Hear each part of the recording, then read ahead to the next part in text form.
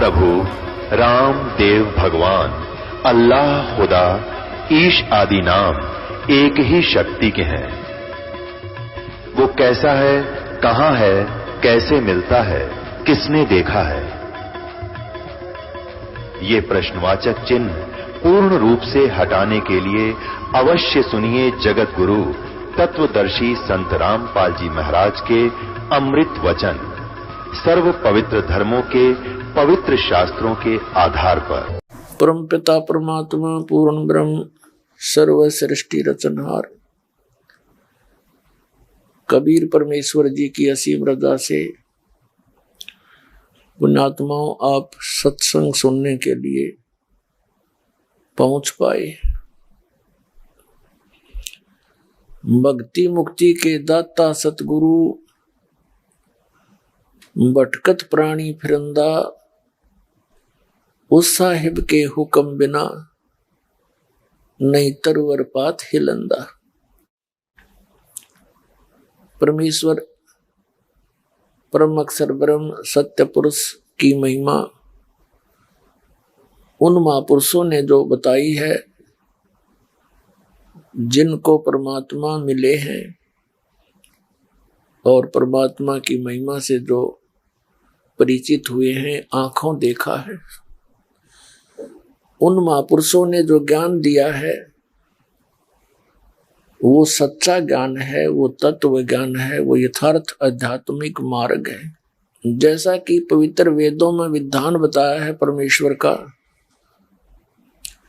कि वो परमात्मा इस काल के लोक में यथार्थ ज्ञान देने के लिए स्वयं ही आते हैं। उस पूर्ण परमात्मा सत्य पुरुष अर्थात कबीर साहिब की कृपा से ही प्राणी यथार्थ ज्ञान को समझ पाता है। अन्यथा ये 21 ब्रह्मांड का स्वामी, ये ब्रह्म है, सरपुरुष है, इसको काल पुरुष भी कहते हैं, इसको ज्योत स्वरूपी निरंजन भी कहते हैं। श्रीमद् भगवत गीता अध्याय नंबर 15 के श्लोक नंबर 18 में ये स्वयं कहता है कि अर्जुन, मेरे अंतर्गत जितने प्राणी हैं, चाहे वो स्थूल शरीर में है या जीव आत्मा रूप में, उनसे मैं श्रेष्ठ हूं, उनसे मैं तगड़ा हूं।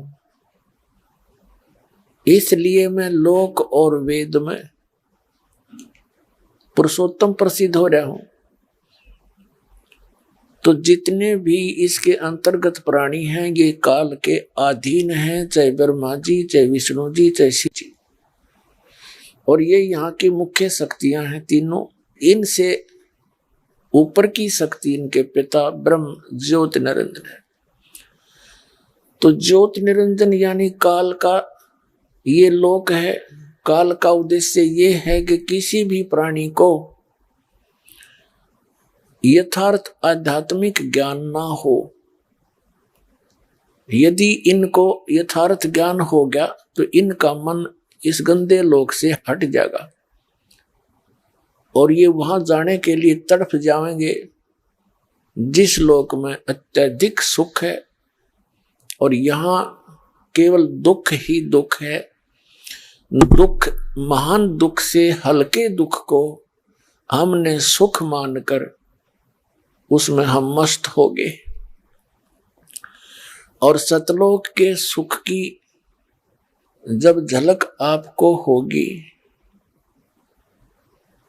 आप ऐसे तड़प जाओगे वहां जाने के लिए जैसे छोटा सा बालक और उसको पता लग जाता है कि मेरी माताजी मेरे मामा के घर जा रही है छोटे भाई या बहन को गोदी में लेकर के, और वहां पर विवाह है किसी का। तो कई बार ऐसे होते हैं, विशेषकर पहले ग्रामों में बड़े बच्चे को छोड़ देते थे, घर पे यहीं रह, फिर आ जाना 1-2 दिन पहले। तो वो बच्चा फिर इतना रोता था, आए मैं भी मामा के जाऊंगा। तो पुण्यात्माओं, आप जी को अभी ज्ञान नहीं हो सतलोक के बारे में, वहां क्या सुख है। तो जब आपको ये पक्का यकीन हो जाएगा सचमुच वहां पर ये सत्य वस्तु है, सारे सुख हैं, जन्म मृत्यु, वहां बुढ़ापा भी नहीं है और मरण नहीं है, वहां किसी चीज का अभाव नहीं है, बाग बगीचे सदाबहार, फल काजू किस्मत ये मेवे सदाबहार हैं, वहां पर ऐसी ही सृष्टि है। इन मूर्ख लोगों ने ज्ञान था नहीं, काल प्रेरणा से अपने आप को ये मूर्ख परम संत सिद्ध करके भोली आत्माओं को गुमराह करके उनका जीवन नाश कर दिया, अपना भी कर लिया। और बताते रहे सतलोक में कुछ नहीं है, प्रकाश ही प्रकाश है, आत्मा उसमें जाकर मिल जाती है, वही परम शांति है। अगर ऐसा भी प्रोसेस होता तो भी हम मान लेते कि तब प्रमाण तो दिखा दो किसी भी शास्त्र में, किसी संत ने जिसने सतलोक देखा हो। और फिर जिस परमात्मा के ज्ञान के आधार से सतलोक के विषय में आगे पंथ चले हैं वो परमेश्वर कबीर जी ही हैं। कबीर परमेश्वर जी के ही ज्ञान से आगे ये पंथ पनपे हैं। उससे पहले कोई सतलोक और सचखंड न जाना नहीं था। कबीर परमेश्वर जी ने, अकाल मूर्त ने आदरणीय नानक साहिब जी को सचखंड दिखाया, फिर वापस छोड़ा। उसके बाद सचखंड की जानकारी पृथ्वी पर प्रारंभ हुई। उसी को आधार मानकर ये पंथ पनप गए। राधा स्वामी पंथ, धन धन सतगुरु सच्चा सौदा सिरसा और जगमाल वाली पंथ, ठाकुर वाला ठाकर सिंह और ये कृपाल सिंह मिशन, ये सारे उस एक का कुएं का पानी है। जगमाल सिंह उस शिवदयाल जी आगरा वाले का। तो आगरा में जो शिवदयाल जी हुए हैं उनसे ये राधा स्वामी पंथ चला मानते हैं। वो पंजाब के रहने वाले थे, गुरु ग्रंथ साहिब का पाठ करा करते, पढ़ा भी करते वाणी। उसमें से सतलोक सचखंड तक सुन लिया, आगे कख पता नहीं था। अज्ञान विधान बना के और करोड़ों व्यक्तियों को गुमराह करके आप भूत बन के बुक्की में बोल रहा है अपनी शिष्या में, अपना नाश जीवन नाश किया, करोड़ों व्यक्तियों को डुबो दिया, कई कई पीढ़ी नाश कर दी उनकी। और वहां बताते हैं सतलोक में कुछ नहीं है। उन महापुरुषों ने जिन्होंने परमात्मा को देखा सतलोक गए, वापस छोड़ा मालिक ने। उन महापुरुषों ने जो ज्ञान दिया वो सच्चा ज्ञान है, उसको आधार मानना हमारे लिए हितकर है। इस अज्ञान से हटकर इस सच्चाई को ग्रहण करना चाहिए। उन महापुरुषों ने क्या बताया, कौन कौन है वो महापुरुष जिनको परमात्मा मिले, सचखंड लेकर गए फिर वापस छोड़ा। अजब नगर में ले गए हमको सतगुरु आने, जल के बिंब अगाध गति हम सूते चादर ताने। आदरणीय गरीबदास साहिब जी गांव छुड़ाने जिला जज्जर हरियाणा प्रांत वाले उस महापुरुष को स्वयं परमेश्वर सचखंड से आकर एक जिंदा महात्मा के रूप में छुड़ानी गांव के खेतों में मिले, जंगल में। वहां से उस पुण्यात्मा 10 वर्ष के बालक गरीबदास जी 10 वर्ष के शरीर में थे, उनको लेकर सचखंड गए। सारे ब्रह्मांडों को दिखाया अपनी उनकी दिव्य दृष्टि से, और श्री ब्रह्मा, श्री विष्णु, श्री शिव जी की सतीथि से परिचित कराया, उनसे वार्ता करवाई। उन्होंने स्वयं स्वीकार किया कि हमारा जन्म और मृत्यु होता है, हम अजर अमर नहीं है। धर्मराज के दरबार में जहाँ यहाँ का न्यायाधीश है वहां लेकर गए उस पवित्र आत्मा को। वहां जो वार्ता हुई वो गरीबदास साहिब जी ने अपनी अमृतवाणी में लिखवा रखी है। सचखंड में जो देखा, परमात्मा कबीर जी को जिस रूप में देखा, फिर आकर के उसका ज्ञान बताया। अनंत कोटि ब्रह्मांड का एक रति नहीं भारे, सतगुरु पुरुष कबीर हैं ये कुल के सिरजनहारे। इसी प्रकार आदरणीय धर्मदास साहिब जी को परमात्मा सचखंड लेकर गए थे। उस सुख सागर में लेकर गए थे। फिर उनको 3 दिन के बाद वापस छोड़ दिया था शरीर में। उन महापुरुष ने भी परमात्मा की आंखों देखा ज्ञान सतलोक और सचखंड का, यहां पृथ्वी पर आकर बताया। आदरणीय मलुकदास साहिब जी को परमात्मा सचखंड लेकर गए। ऐसे ही 3 दिन तक वो अचेत रहे। तीसरे दिन वो होश में आए। आकर के बताया कि पूर्ण परमात्मा है कबीर साहब, ये काशी वाला धानक, ये परम अक्षर ब्रह्म है, ये सारी सृष्टि का रचना। आदरणीय दादू साहब जी को लेकर गए सतलोक में। ऐसे 3 दिन और 3 रात तक वो अचेत पड़े रहे। बॉडी उनका नीचे रहा। सतलोक में आत्मा लेकर गए भगवान, एक जिंदा महात्मा के रूप में आए थे। दादू साहब जी को फिर तीसरे दिन वापस छोड़ा। उठ करके उन्होंने जो परमात्मा की महिमा का गुणगान किया। जिन मुझको निज नाम दिया सोई सतगुर हमार, दादू दूसरा कोई नहीं कबीर सिरजनहार। आदरणीय गीसादास साहिब जी को सतलोक लेकर गए। ऐसे ही 3 दिन के बाद वो वापस छोड़े, तब तक उनका शरीर अचेत रहा। उन्होंने भी अपने ग्रंथ में, अपनी वाणी में लिखा है कि कबीर करता आप है।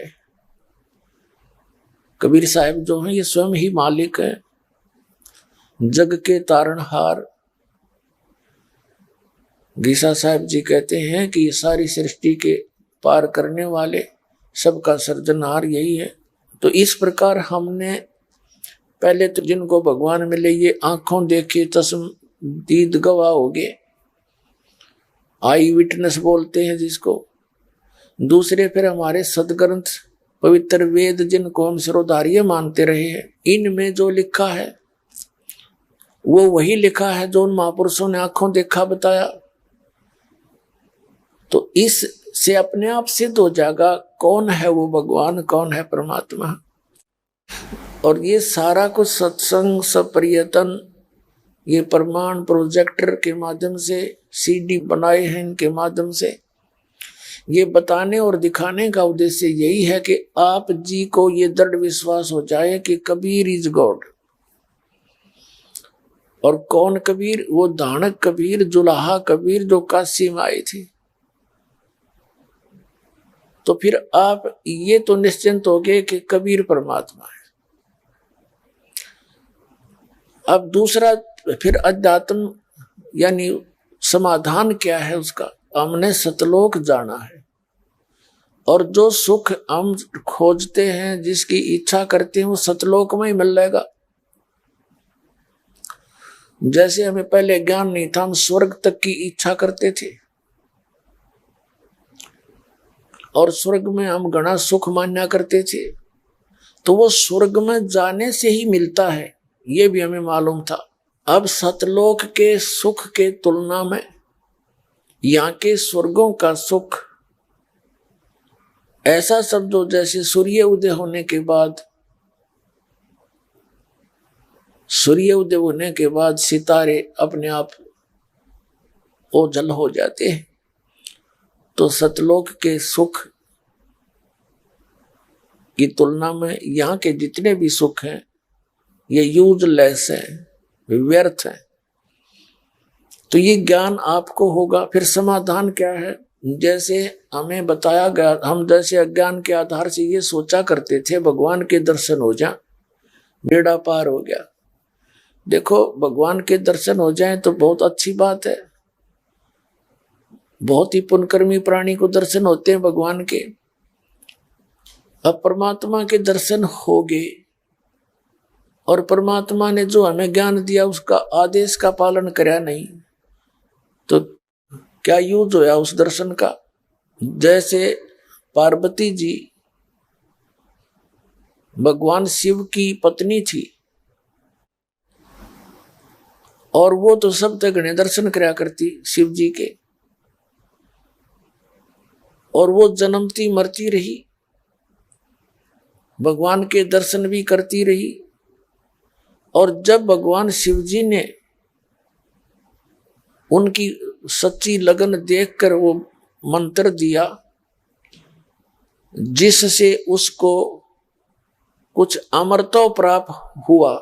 कितना अमरत्व हुआ? जब तक भगवान शिव नहीं मरेंगे तब तक पार्वती की मृत्यु नहीं होगी। वो भी उस मंत्र के जापते हुई, भगवान शिव के दर्शन ते नहीं हुई। 107 बार या पार्वती मर चुकी थी और भगवान शिव जी के हृदय में पार्वती जी के प्रति विशेष लगाव और प्रेम था। अब जैसे किसी की पत्नी मर जाती है और युवा अवस्था, भगवान शिव की तो युवा अवस्था, और वो भी मर गई। युवा अवस्था में समय पूरा होते ही उसकी आयु फिक्स थी, तो विशेष कसक में रोया करते थे। लेकिन उस मंत्र के बिना वो सुख प्राप्त हुआ नहीं, अमर नहीं हुई, उसका बेड़ा पार नहीं हुआ जितना उससे हो सकता था। एक दिन नारद जी ने बताया कि माता, भगवान शिव के पास एक ऐसा मंत्र है जिससे आपका जन्म मरण तब तक समाप्त हो सकता है जब तक भगवान शिव रहेंगे। अब उन्हें तो इतना ज्ञान था कि तुम्हारी जन्म मृत्यु समाप्त हो सकती है। अब कितनी हो सकती है वो तो इस तत्व ज्ञान से पता चला। और नारद जी ने ये भी बताया कि माता, आप 107 बार मर चुकी हो और 107 बार ये आपने भगवान शिव को ही पति चुना है। आप जन्म और मृत्यु के कष्ट को उठा रही हो, गर्भ के वास के कष्ट को झेल रहे हो, और जो ये सिर के खप्पर टांग रखे हैं, भगवान शिव ने क्या कर रखा था? पार्वती मरी, उसका सिर का कंकाल निकाल लिया, ऊपर का खप्पर सा, सिर का ऊपर का कटोरा सा तार कर उसमें माला में डाल ले। 107 टांग रखे उसने माला में। तब नारद जी ने बताया कि 107 ये आपके सिर हैं और 108वां जन्म आपका अब है। और भगवान शिव के पास एक ऐसा मंत्र है, यदि वो आपको मंत्र दे दें तो आपका कल्याण हो जावे। तो यह बात पार्वती जी के गले नहीं उतरी। कहने लगे, नारद जी, भगवान शिव के पास कोई मंत्र हो और वो मुझे ना दे, ये नहीं हो सकता। मुझे मरता वो देख ही नहीं सकते। तब नारद जी ने बताया कि ये ऐसा अनमोल मंत्र है माता, ये ऐसे नहीं दिया जा सकता। आप अभी तक उसको अपना पति मानती हो और पति जैसा व्यवहार करती हो, कभी कभी डांट भी लगा देती हो, झड़क भी देती हो, रुष्ट भी हो जाती हो, लेकिन आप उनको एज ए गॉड ट्रीट करो और अधीन होकर के ये वस्तु मांगो। अति अधीन दीन हो प्राणी, ताको कहिए अकथ कहानी। किसी सत्र का भी ज्ञान लेना है तो आपको मिलेगा। नारद जी तो चले गए बता के, पार्वती की बेचैनी का ठिकाना नहीं रहा कि ये कैसे हो गया कि मुझे ना बताया उन्होंने नाम। लेकिन वो ये भी समझ गई कि ईब आकड़ पाड़न ते काम ना चले। आकड़ तो मैं पहला पाड़ा करती, करड़ी तो पहला होया करती, तो नम्रता तो बात बनेगी, नहीं तो वो कति नहीं बतावे। अब भगवान शिव जी आए घर पे, सैर सपट्टे को गए थे, तो पार्वती पहले तो जैसे पति पत्नी का व्यवहार होता है, चाहे वो कुछ भी है, उसी तरह व्यवहार करते हैं। कहाँ थे अभी तक, इतने लेट क्यों करोगे, इस तरह की बातें करती थी। उस दिन चरणों में मत्था टेक के और रोने लगी। भगवान शिव ने कहा, पार्वती किसने क्या कुछ कह दिया तेरे को? तो पार्वती जी ने कहा, जी आपके रहते मुझे कौन क्या कह सकता है। रोती रोती कहने लगी, लेकिन कहा, भगवान मुझसे कोई गलती बन गई। आपने मुझसे एक अनमोल वस्तु छुपा रखी है। हे भगवान, मैं जन्मती मरती रहती हूं, आपके पास एक अनमोल मंत्र है, आपने मुझे वो बताया नहीं। मुझसे अवश्य कोई भूल बनी होगी। तब भगवान शिव जी देखा उसके मुंह का नाका दिया, कौन सा स्टेशन पकड़गी या सीधे मुंह तो बात कराया नहीं करती। इतना दिन तो मैंने आज तक इसके जीवन में नहीं देखा। वो ठीक है, व्यवहार अच्छा था। तो कहने लगा कि आज ऐसा कौन भगवान आ गया, तेरी बुद्धि बदल गया। ये कौन उपदेशी, कौन विधाता मिल गया जो तेरी बुद्धि चेंज कर दी जिसने। ये ज्ञान पार्वती तेरा नहीं। तब उसने बताया कि नारद जी आए थे और वो बता रहे थे कि ये सारे जितने कंकाल टांग रखे आपने माला बना के मेरे सिर हैं। शंकर भगवान बोला, सारी साची बात है, सत्य है नो की नो। तो पार्वती ने कहा, भगवान जब मैं मरती थी क्या आपको मेरी याद नहीं सताती थी? भगवान शिव ने कहा कि पार्वती, जो याद तेरी मुझे सताती थी वो तो मेरा जी जाने कितना दुखी होता था। फिर उसने कहा, यहां तक बताया कि एक बार तू राजा दक्ष के घर पे हवन कुंड में जल कर मर गई थी, उनके कुवचन बोलन तय तेरे कंकाल ने उठा के मैं 10,000 वर्ष तक पार्वती पार्वती करता भटकता रहा। फिर तो एक सुदर्शन चक्कर आया, उसने तेरे उन अस्थियों के टुकड़े टुकड़े किए, तब मेरा मोह भंग हुआ। मैं तुझे इतना, तेरे मरने पर मैं इतना दुखी हुआ करता। तब उसने कहा, भगवान फिर आपने ये मंत्र क्यों ना बताया मेरे ते, मेरी जन्म मृत्यु खत्म हो जाती। भगवान शिव ने कहा, पार्वती मेरी मजबूरी थी। मैंने बहुत बार कोशिश की कि पार्वती भक्ति कर ले, राम रटा करे, तो ये कह देती थी मैं किसकी भक्ति करूं, मुझे तो भगवान मिले हुए हैं, मुझे क्या जरूरत है भक्ति करने की। मेरे कहने से भी तेरा असर होया ना करता। और ये मंत्र जब तक प्रबल प्रेरणा ना हो ये दान नहीं किया जा सकता, ये संत पर भार बने। पार्वती जैसे सीप होता है, जानवर सा, शंख सा, शंखला सा, जैसे ये गोग्या टाइप होया करें, जोड़ जाड़ हम तालाबों में देखे होंगे, शंख जैसे आकार के, ऐसी एक सीप होती है जीव। उसका ऊपर का शरीर बहुत सख्त होता है, हार्ड सा होता है। तो सीप समुद्र में रहती है और समुद्र के जल को वो मोती बनाने के लिए प्रयोग नहीं कर सकती। ऊपर से वर्षा होती हो और उस समय उस सीप की प्रेरणा होती है, जैसे उस सीप का मुंह खुल जाता है, उसके अंदर एक विशेष स्थिति पैदा होती है, उसका मुंह खुल जाता, अपने आप ऊपर आ जाती है और वर्षा हो रही हो और उस समय उसका मुंह खुला हो तो एक बूंद पर्याप्त है उसको। एक स्वाति बूंद से ही उसमें मोती बन जाता है। और सीप का मुंह खुला ना हो और चाहे सारा सामन बरस जा, उसका कोई यूज नहीं। तो पार्वती तेरे अंतःकरण की सीप का मुंह खुला नहीं था। मैंने कोशिश बहुत करी थी, मैंने कोशिश बहुत करी पर वो मुंह खुला नहीं तेरा।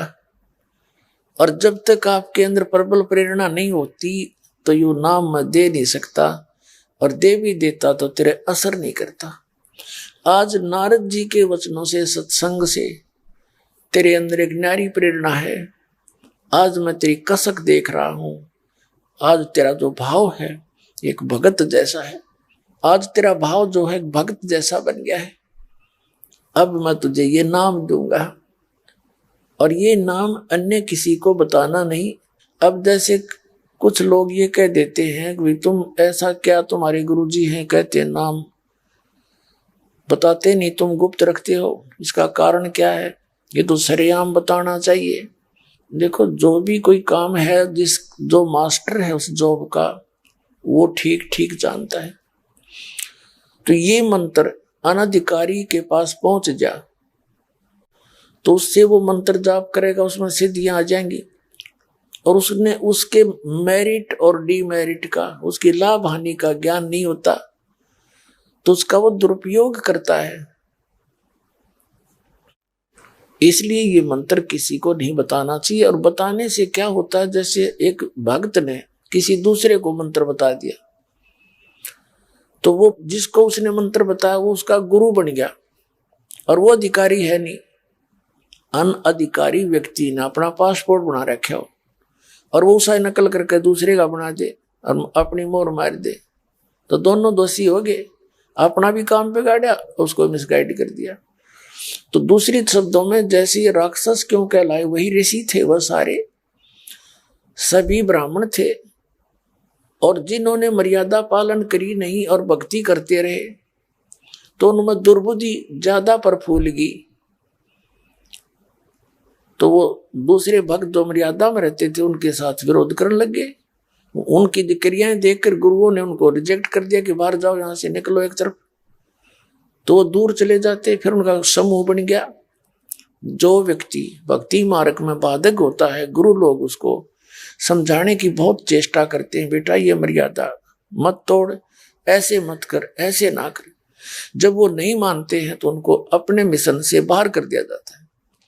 तो वो ब्राह्मण लोग ऋषि थे, ऐसे जो रिजेक्ट होते गए, कोबद छोड़ी नहीं, विकार त्यागे नहीं, और भक्ति भी करते रहे। तो फिर वो दूर चले जाते, ठीक है हमने कोई जरूरत नहीं, हम अपने आप भक्ति तो कर ही रहे हैं, हम नाम ले ही लिया है। उनका फिर ग्रुप बन गया, उनमें दुर्बुद्धि थी ही, तो वो सिद्धियां तो उनमें आ गई, उन्हें कोबद शुरू कर दी, और जिस कारण से फिर राक्षस कहलाए। तो इसलिए भगवान शिव ने कहा कि पार्वती आज नाम दूंगा तेरे को, आज मेरी आत्मा घनी खुश होगी, और ऐसे स्थान पर दूंगा कोई पक्षी भी ना सुन ले। इस मंत्र ने अपने आत्माओं समर्थ के मुख से सुना हुआ कोई मंत्र है, सत्संग है, उसका विशेष प्रभाव होता है। अब उसका इसमें प्रमाण भी आपको मिलेगा। जहां आज अमरनाथ नाम से एक धाम बना हुआ है, वो अमरनाथ कैसे बना था उसकी ये सारी स्टोरी है, सुनो ध्यान से सुनना। उस स्थान पर एक सूखा वृक्ष था जिसके टहनी नहीं, पत्ते नहीं थे, सूखा खड़ा था। उसके नीचे जाकर उसके पास बैठ गए भगवान शिव और पार्वती, और कहा कि यहां इसलिए बैठे कि कोई पक्षी भी आ गया तो आता भी दिखेगा, क्योंकि पत्ते हैं नहीं, तो उसको उसमें मंत्र देना बंद करके उसको भगा दिया जाएगा। उस सूखे वृक्ष की खोगर में एक सुराख से होते हैं, बड़े बड़े पेड़ होते भारे भारे, अब तो पेड़ खत्म हो गए, और उसके अंदर एक सुराख सा होता था, उसको खोगर बोल रहे हैं देसी भाषा में। उस वृक्ष की खोगर में एक तोता, मादा तोता ने अंडे उत्पन्न कर रखे थे।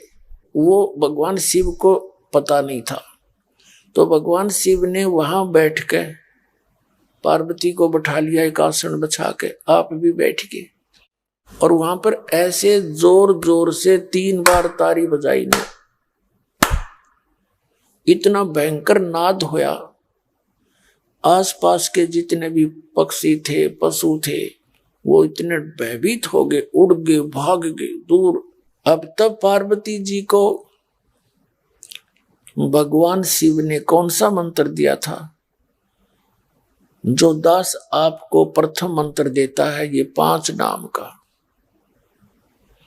ये बीच बीच के 5 नाम दिए थे। आपको तो कंप्लीट कोर्स दिया गया क्योंकि इनको कंप्लीट ज्ञान नहीं था। ये 5 नाम का जो चक्कर है ये बहुत पुराना है, लेकिन ये 5 नाम कौन से थे ये बताए नहीं जाते, जिस कारण से अन्य लोगों ने अटकल लगाकर अन्य नाम शुरू कर दिए। ओंकार, निरंकार, ज्योत स्वरूपी, ज्योत निरंजन, सतनाम और फलाना नाम, ये वो मंत्र नहीं है। और इन 5 नामों से मोक्ष नहीं है, पूर्ण मोक्ष नहीं है, ये सहयोगी है उस मोक्ष के। जैसे प्राइमरी कक्षा है, 5वीं कक्षा पढ़ ली, ये कंप्लीट पढ़ाई नहीं हुई, ये प्रथम स्टेज है उसकी। तो ये समझो जैसे फर्स्ट एड होती है, तो भगवान शिव ने पार्वती जी को मंत्र सुनाने शुरू किए। अब दोनों पुण्यात्मा थे, युगों युगों की भक्ति युक्त थे, अंतःकरण निर्मल था, सोच अच्छी थी। भगवान शिव बताने लगे कि मूल कमल में गणेश जी है। हमारे शरीर में जो बैकबोन है, रीढ़ की हड्डी, ये यहां से प्रारंभ होती है और नीचे गुदा के पास तक चली जाता है, डंडा सा। इसके अंदर की साइड में जहां ये समाप्त होती है, उससे 2 उंगल ऊपर गणेश जी का मूल कमल बोला है इसको, मूल चक्र। बता के वहां पर मूल कमल है, उसमें गणेश जी का चैनल है। इसको चैनल समझो, ये शरीर टीवी है और इसके अंदर ये कमल, ये चैनल है। जैसे कोई कार्यक्रम हो कहीं रहा है, रिले कहीं से हो रहा है, देख हम टीवी पर रहे हैं, जौन सा चैनल ऑन कर लिया उसी पर देख लेते हैं। तो ये चैनल समझो हमारे शरीर में बने हुए कमल चक्र। लेकिन ये जो चक्र हैं, जो ये टीवी चैनल है, ये तो भौतिक है। ये शरीर के अंदर भी भौतिक होते हुए भी आध्यात्मिक सिस्टम से चलते हैं, ये इतना अंतर है। तो उसका बताया कि इसका किलियम नाम है। उसके बाद बताया कि इसके ऊपर 2 उंगल ऊपर एक स्वादिष्ठान चक्र है, जिसको संतों ने स्वाद चक्र कहा है। और इसके अंदर सावित्री और ब्रह्मा जी का ये चैनल है, यानी उनके लोक में जो कुछ भी हो रहा है उसका कनेक्शन इस चैनल से है, इस कमल से है। और इसका ओम मंत्र है। फिर बता के उससे ऊपर नाभि, सुंडी जिसको बोले, नाभि के पीछे रीढ़ की हड्डी के ही चिपका हुआ एक कमल है, जिसको नाभि कमल चक्र बोलते हैं। मूल कमल है, उसमें गणेश जी से संबंध है और उसकी 4 पंखुड़ियां हैं। सावित्री ब्रह्मा वाला दूसरा चक्र है नीचे से, उसकी 6 पंखुड़ियां जैसी, पत्तियों जैसी आकार की अंतड़ियां हैं, बहुत जैसे निशान से। फिर नाभि कमल है, इसकी 8 पंखुड़ियां हैं। लक्ष्मी और भगवान विष्णु का ये कमल है, उनके लोक से इसका कनेक्शन है, जहां भगवान विष्णु अपने विष्णु लोक में रहते हैं।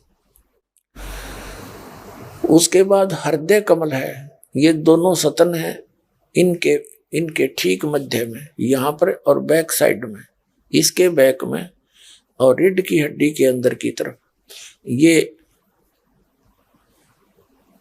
इसको हृदय कमल कहते हैं। इसमें शिव और पार्वती का वास है, ये शिव का लोक है।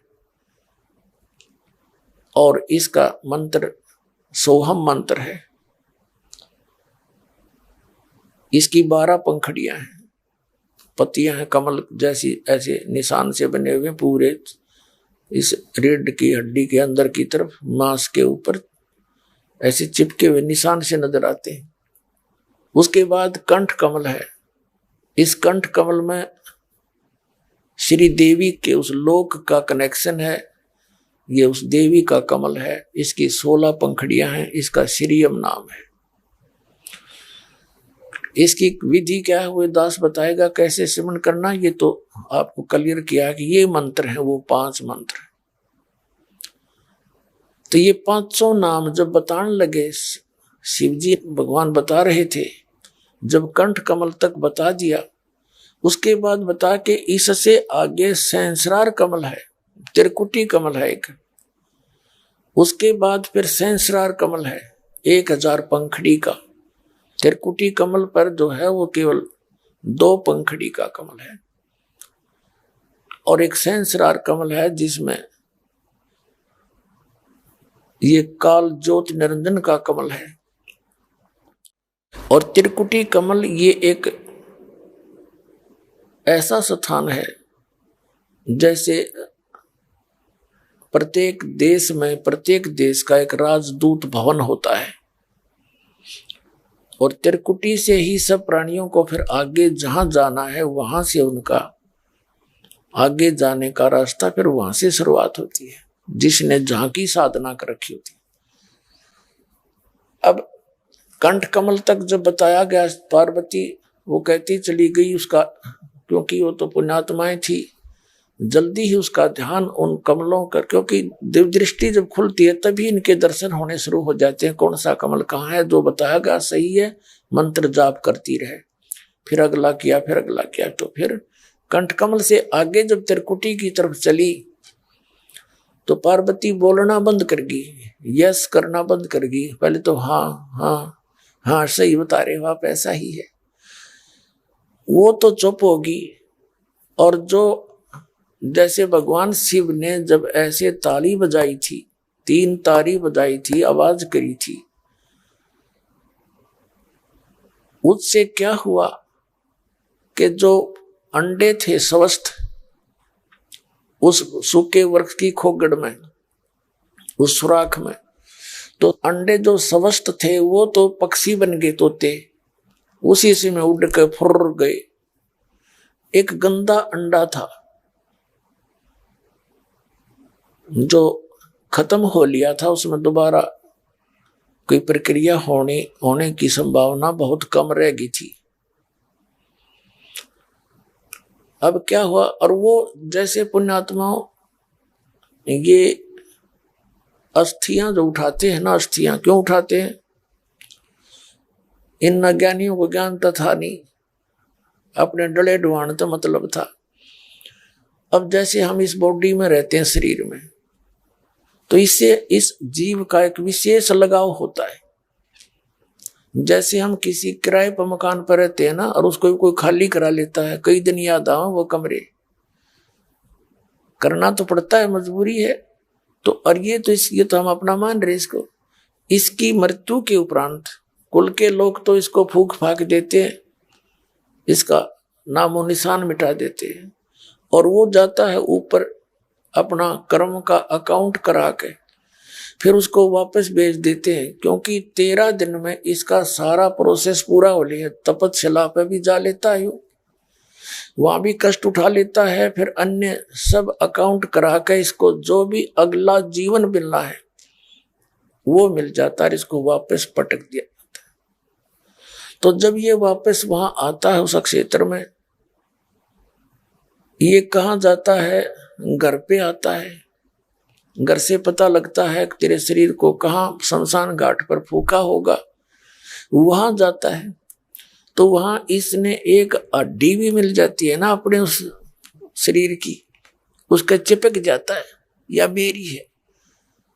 वहां से फिर ये सेवड़े टाइप के जो जंतर मंत्र करनी है, नकमी आत्मा, ये उन हड्डियों को उठा ले जाते हैं, और वो भूत साथ चला जाता है वो प्राणी। फिर उसको वो अपने जंतर मंत्र से काबू करके उसका दुरुपयोग करते रहते हैं। तो अस्थियां उठाने का ये सिस्टम इन नकलियों ने शुरू करवाया, नकली गुरुओं ने, क्योंकि पहले तो साधना गलत करवाई, जिसे भूत तो बनना ही था, उन्हें भी पता था कि भूत बने का होगा, और फिर उनने तो समाधान कराऊं, फलाने में मेरा बाबू बोल रहा था, पिताजी बोल रहे हैं, फिर वो जंतर मंत्र करें जाओ, ये बोले जाओ, पिताजी तो हो लिया काम उसका खराब सारा। तो इसलिए इन्होंने एक विकल्प खोजा कि इन सभी अस्थियों को उठाकर ऐसे गहरे जल में डालो, बह जाओ, पता ही ना लगे कित गहरे कित नहीं। और ये भूत यहां से भाग जा उस अपनी अस्थियों की तलाश में। तो वो देखते जाते हैं कहां कहां गए, उनको पता लग जाता है एक दूसरे भूत तक, तेरी हड्डी वहां ले गए, तो वहां तक जाता है ये जहां तक वो अस्थियां गई हैं। या तो वो ऐसे पकड़ा जाता अस्थि होगी तय, नहीं फिर वो वापस आ जाता वहीं पर जहां ये पहले रहा करता, वहीं आशा जहां आशा था वासा हुई। तो इस प्रकार वो भूत ये अस्थियां उठाने की प्रक्रिया या न्यू सेलेक्ट की गई थी। लेकिन जब हम ऐसी भक्ति देंगे, अब वो अस्थि डालते क्या मुक्ति होगी उसकी, और के वो घर छोड़कर चलेगा, सबके घर बैठे हैं भूत उनके परिवार के। तो गलत साधना करने से जितने वर्तमान में प्राणी है ना मनुष्य, इनसे कम से कम भी 20 गुना भूत हैं, प्रेत प्राणी सबके घर के वो सदस्य ने धक्के खाते फिर रहे, और सारे तंत्र मंत्र करा लिए, श्राद्ध भी कटवा लिए, फलाना भी कर दिया। अपने आत्मा जिस घर में या भक्ति प्रवेश हो जाएगी परमात्मा की, आपके वो पूर्वज भी वहीं पर हैं, वो धक्के खा रहे हैं बेचारे, लेकिन इस भक्ति के मंत्र के मिलने से वो आपको कोई हानि नहीं कर सकते किसी प्रकार की, और उनका उद्धार शुरू हो जाएगा क्योंकि वो प्राणी है। अब इस मंत्र का जिस घर में जाप होगा और ये आरती नित्यनेम रामायणी डेली होगी, तो उन प्रेतों पर भी असर होगा, वो भी जीव हैं और उनका भी कल्याण होगा। अब कैसे होगा, अब इस स्टोरी से क्लियर हो जाएगा परमात्मा की इस कथा से। अब वो एक आत्मा का, जैसे कई आप देखते हो गर्भपात से मरण होता है, जैसे आपने श्री महावीर जैन जी का इतिहास दास ने बहुत बार दिखाया, उसमें उसके कई लाख बार तो गर्भपात से मरण होया, यानी जीव था उसका संस्कार ऐसा था कि गर्भपात, इतना ही मनुष्य जीवन था उसका, कुछ महीने 2 महीने 6 महीने का, वो गर्भपात होकर मर गया और नेक्स्ट जूनी उसने प्राप्त करी।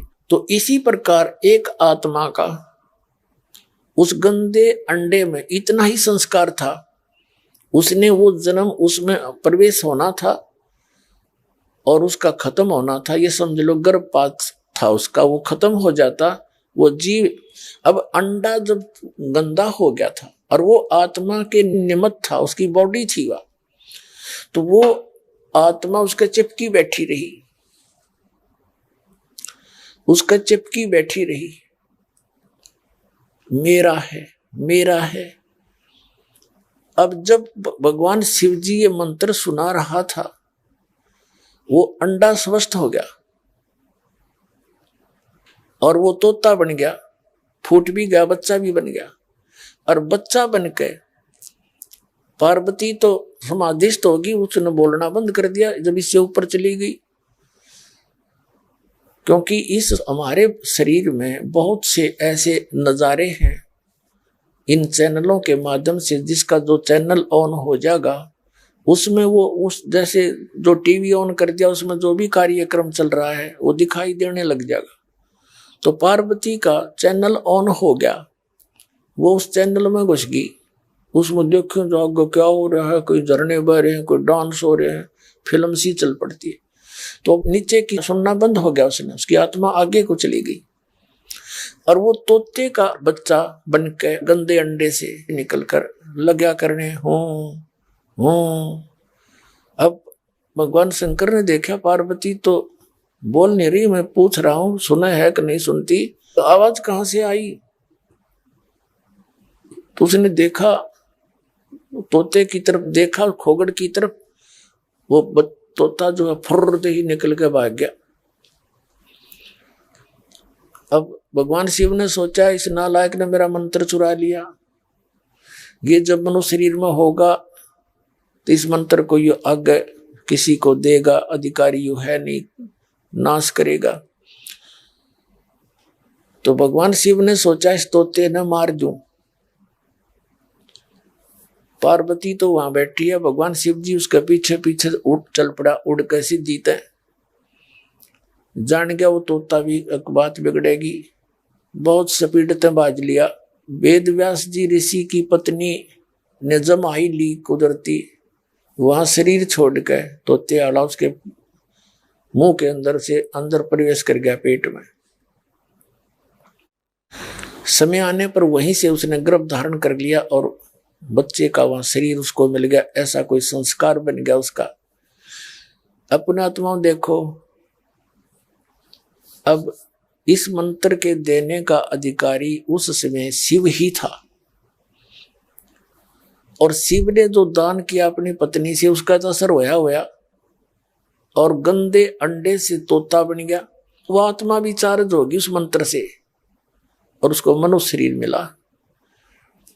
अब इससे बहुत से कंसेप्ट यानी शंकाएं बहुत सी समाधान हो जाएंगी, ध्यान से सुनते रहना।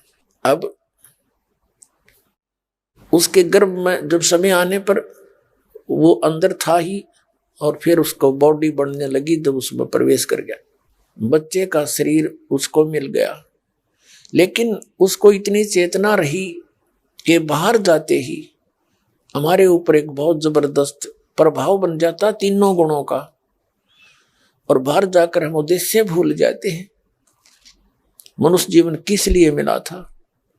इसका उद्देश्य केवल आत्म कल्याण के लिए है। बाकी तो हम वैसे जैसे संतान उत्पत्ति हमारे संस्कार है, थोड़ा बहुत झोंपड़ी मकान बना लेना आवश्यकता है, रोजी रोटी के लिए पेट के लिए कार्य करना ये भी आवश्यकता है, लेकिन मूल उद्देश्य क्या है? केवल परमात्मा की सत साधना और मोक्ष कराना है।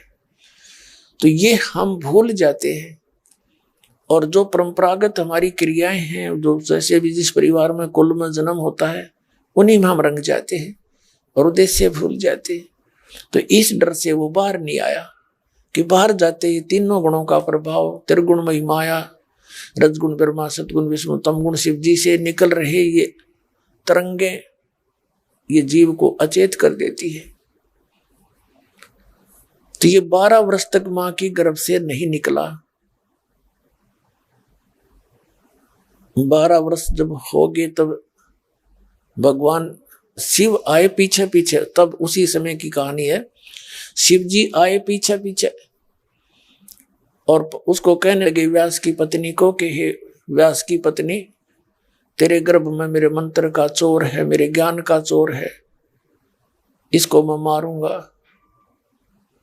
अब उसकी व्यास की पत्नी कहने लगी महाराज मुझे तो ज्ञान नहीं, क्या बात होगी, कुछ कहानी सुनाओ। कि इसने मेरा मंत्र सुन लिया, पार्वती को मंत्र दूं था, ये ऐसे ऐसे था, क्या बात हुई, कैसे छुपा रहा ये, और ये मेरा मंत्र सुनकर ये अमर हो गया, और इस मंत्र को यू आगे और बताएगा तो समस्या हो जाएगी। तो व्यास की पत्नी कहने लगी हे महात्मा जी, हे भगवान, एक तरफ तो आप कहते हो आपके मंत्र सुनते यू अमर हो गया, वो अमर हो गया तो आप मारोगे कैसे इसको? अब शिव जी इस बात से परिचित हुए सचमुच, जब तो वापस आ गए। फिर 12 वर्ष तक ये गर्भ से बाहर नहीं आया इस डर से। अब देखो पुण्यात्मा, इस अध्यात्म शक्ति के कारण जो भगवान शिव से इसने वो सुना था, उससे उसमें इतनी चेतना होगी, इतना चार्ज हो गया, अपनी सब इच्छा से बाहर नहीं आया और वहां बैठा रहा। तब तीनों देवता इकट्ठे होकर आए। उसकी मां ने उसका गर्भ में नाम रख दिया सुखदेव। बेटे ने मेरे को कोई परेशानी नहीं इसके गर्भ में रहने से, नहीं तो 9 महीने में माता परेशान हो जाती है। और व्यास की पत्नी कहती है कि इस पुत्र के बच्चा अंदर है, मुझे कोई दुख नहीं। उसका सुखदेव, एक तो सुखदेव, इसके 2 नाम रखे गए, एक सुखदेव, सुख माने तोता और सुखदेव माने सुख देने वाला। तो मां तो क्या करती सुखदेव, वैसे ऋषियों ने नाम धर लिया इसका सुखदेव, क्योंकि तोते से इसकी शरीर से इसका फिर आगे चला था जीवन। तो तीनों देवता आकर कहने लगे सुखदेव तू बाहर आ जा, तेने तो हमारी सारी परंपरा खराब कर दी। 12 वर्ष तक माताएं तो चलो आपके अंदर तो ऐसी व्यवस्था है परमात्मा की कृपा से, आपकी मां तो दुखी नहीं, लेकिन ऐसे जब बिगड़ गई सारी परंपरा तो 12 वर्ष तक माताएं कैसे गर्भ में बच्चों को रखेंगी, 9 महीना में तंग हो लेती हैं, तू बाहर आ जा। तब इसने कहा कि मैं बाहर नहीं आ सकता भगवान, क्योंकि बाहर आते ही आपकी या त्रिगुणमयी माया जीव को ऐसा भ्रमित कर देती है, इसको पता नहीं रहता मेरा उद्देश्य क्या था। नए सिरे से पढ़ाया जाता, यो तेरा चाचा, या तेरी चाची, यो तेरा माँ, यो तेरी बुआ, यो पापा, यो दादा और दादी, और क्या उद्देश्य है वो भूल चुका होता है। इसलिए परमात्मा आते हैं, संतों को भेजते हैं, इस भोले आदमी ने फिर जगाओ, इसकी नशा उतारे, काल की भांग उतारे, बाहर आते ही इसके ऊपर ऐसा असर हो जाता है। तो इसने कहा मैं नहीं आ सकता, आप अपनी या माया रोक लो थोड़ी देर, जब मैं बाहर आऊं इतना। अब ये कहने लगे भाई इतना प्रेशर मारे तो बिना रुक के ज्यादा देर हम रोक नहीं सकते, ये हमारे बस की बात भी नहीं है, हम तो इतनी देर तो रोक सकते बस, यानी एक क्षण सेकंड का भी कुछ हिस्सा, इससे ज्यादा हमारे बस की बात नहीं, इसको रोक सके। तब उसने कहा कि तुम इतनी देर रोक दो। कहते तीनों देवा थम भी माया, और उधर गर्भ से बाहर आया, तब वो बाहर आ गया एकदम सेकंड के अंदर। वो तीनों देवता चले गए, वह चलियो तो मुकदमा हल होया। अब जो दास आपको बताना चाह रहा है कि भगवान के दर्शन से नहीं, उस मंत्र से लाभ होगा। अब सुखदेव की कहानी तो अलग बन जाएगी, उसको छोड़ देते हैं, हम फिर वापस आते हैं। उधर से पार्वती जी फिर वापस आई, जब ऊपर सारे सिनेमे सिनामे देख लिए उसने, तब उसकी समाधि टूटी, वापस आई तो फिर वो मंत्र जाप करने लगी। उस मंत्र के डेली जाप करने से पार्वती जी का इसको इतना अमृतव मिल गया, जब तक भगवान शिव रहेंगे इसकी मृत्यु नहीं होगी, फिर ये दोनों मरेंगे और ये प्राणी कहीं किसी अन्य योनि में चले जाएंगे। अन्य आत्माएं, पुण्य आत्माएं जो, उनमें से एक शिव और पार्वती फिर से काल सेलेक्ट करके ऐसे ही प्रोसेस उसको उनका फिर बना देता है। अब जो अमरनाथ है, जहां पर ये श्रद्धालु इन नकली गुरुओं के भ्रमित किए हुए कल्याणार्थ जाते हैं, अमरनाथ के दर्शन कर लेंगे हमारा मोक्ष हो जाएगा। अमरनाथ एक वो स्थान है, एक केवल यादगार है।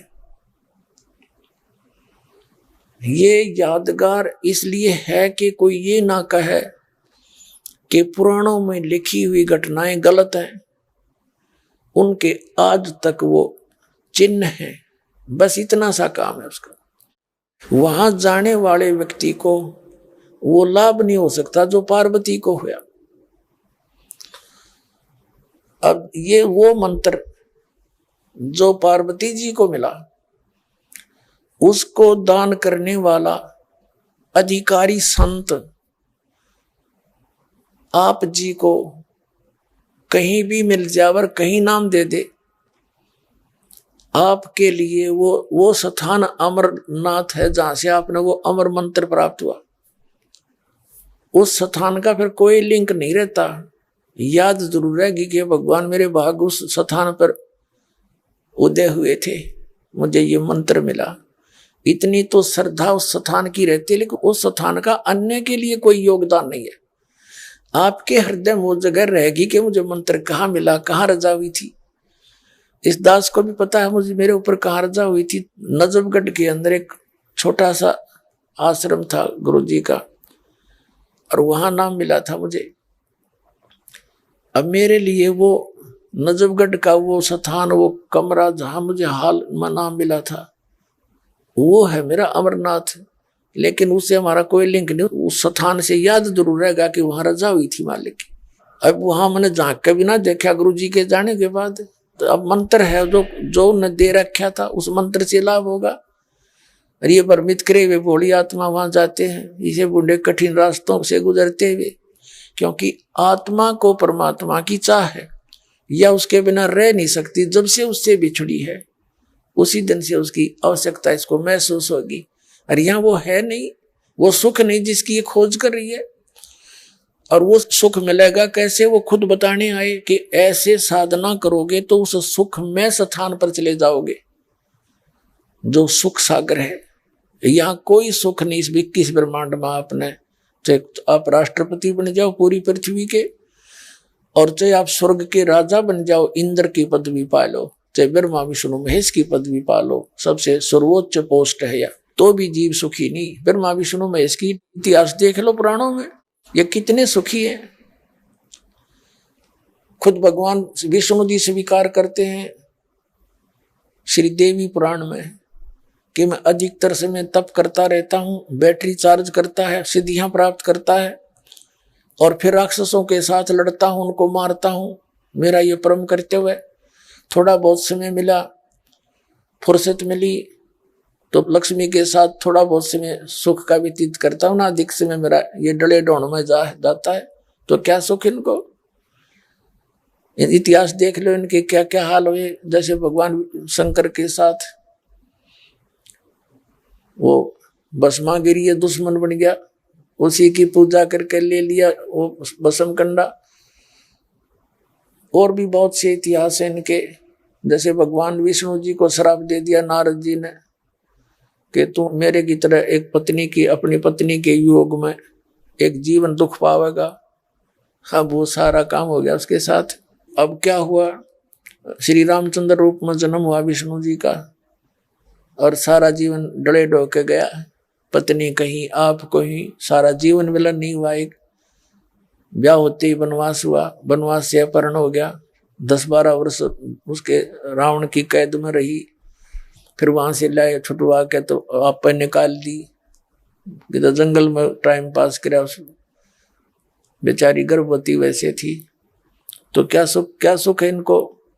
फिर श्री कृष्ण रूप में जन्मे, उनका जीवन देख लो। मामा दुश्मन जरासिंह लठ लेकर आ गया, कभी शिशुपाल मारना आवे, हाहाकार मची रही। आखिर में इस स्थान छोड़कर, मथुरा को छोड़कर भगवान द्वारका जाना पड़ा कि मूर्खा गेला किस के माथा मारूं। और ये हमने कहे तो मथुरा में जाओ, वृंदावन में धक्के खाओ, मोक्ष हो जाएगा। भगवान तो उसको छोड़कर चले गए थे द्वारका में, वहां तो रहे बहुत कम थे।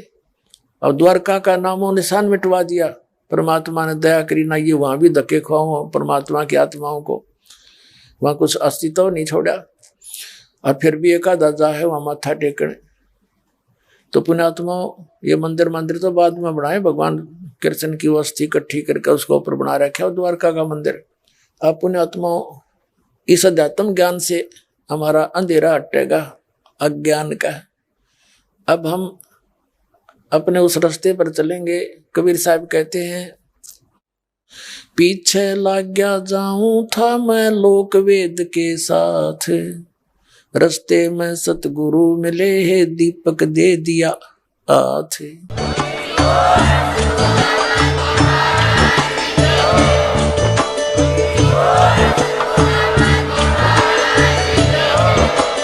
आप सुन रहे थे जगत गुरु तत्वदर्शी संत रामपाल जी महाराज जी के मंगल प्रवचन। अधिक जानकारी के लिए विजिट कीजिए हमारी वेबसाइट www.jagatgururampalji.org। संत रामपाल जी महाराज जी के शुभ आशीर्वाद से पूरे विश्व भर में 500 से भी ज्यादा नाम दीक्षा केंद्र हैं, जिन पर संत रामपाल जी महाराज जी द्वारा ऑनलाइन निशुल्क नाम दीक्षा दी जा रही है। अपने नजदीकी नाम दीक्षा केंद्र का पता करने के लिए संपर्क करें 8222880541।